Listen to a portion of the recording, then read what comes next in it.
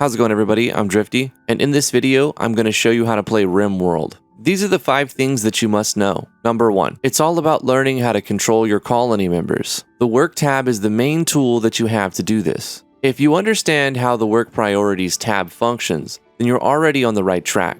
Right at the beginning of the game, you should set this to manual by clicking in the box in the top left of this section. It reads like a book from left to right. Your Sims will stop at all the things set to 1 and try to do those things. Once it gets to the last thing, which would be research, it will start over on the left again and stop at all the things that are set to 2 and try to do those things in order, so forth and so on.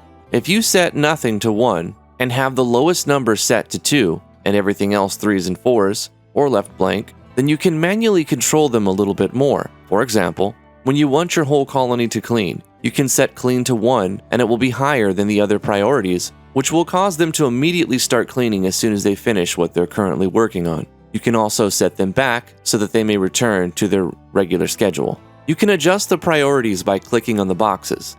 Left-clicking will increase the priority by decreasing the number, and right-clicking will decrease the priority by increasing the number. If you have multiple Sims, and you most likely will, you can adjust all of their priorities at once by holding down the Shift button and left or right-clicking the task located at the top of the section. Use this trick at the beginning of the game to save you some time, and also when you want to manually set all of your colony members to a specific task for a few moments. Another important thing to remember is that you can manually control your units and tell them what to do, which you will have to do from time to time. You can even hold Shift and queue up several tasks at once. Keep in mind that when you select a Sim and right-click on something for options, you'll get different options depending on whether they're drafted or not. You may need to select them and draft them to get the correct interaction options to appear when you right-click an object. Selecting a Sim and right-clicking certain options will only show the current available options to that Sim in most cases.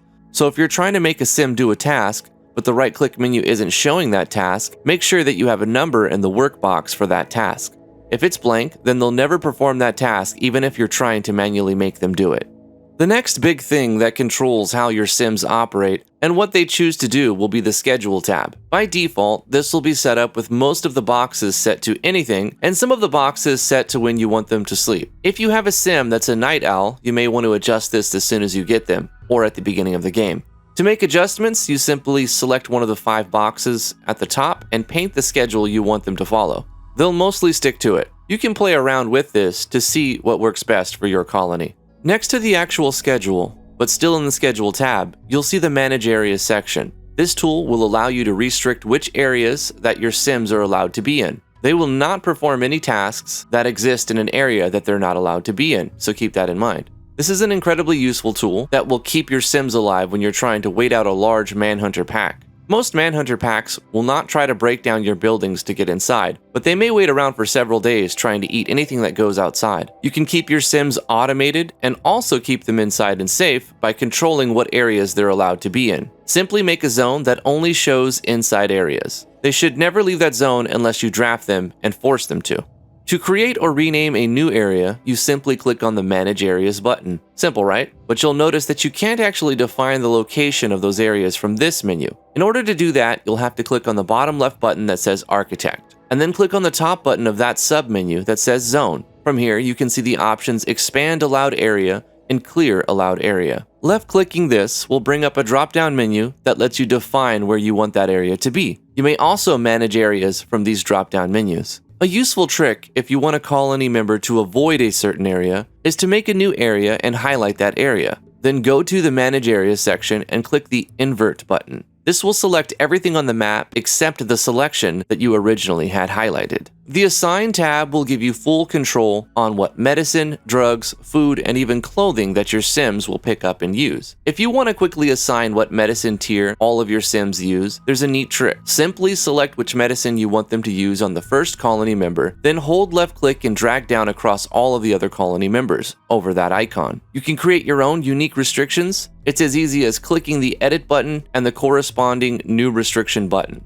Then you select what is and isn't allowed in that box. After you've created a new restriction, it will populate the drop-down menu that shows to the left of the Edit button. Before moving on, it's important to pay attention to one tiny icon here on this tab. Let's call it the Undrafted Enemy Reaction Mode. This controls how your Sims respond to an aggressive threat while undrafted. By default, they're all set to flee, but you may want to manually change this to attack for your skilled fighters. You can use the same trick that you just learned for assigning medicine on this mode assignment button. Hold left click and drag the mode you want to propagate to all of your sims. You can use the Animals tab to view lots of details at once about your animals, and the Wildlife tab to quickly gather meat or hides. Here's a few tips. You may quickly assign orders to slaughter, select medicine type, or release several animals at once using the same method of holding left click and dragging. You can also control which areas you want for each animal if they're not a penned animal. For penned animals, you need to build a pen. That's found in the Architect tab under Structure. Enclose a box with a fence tile, include at least one fence gate,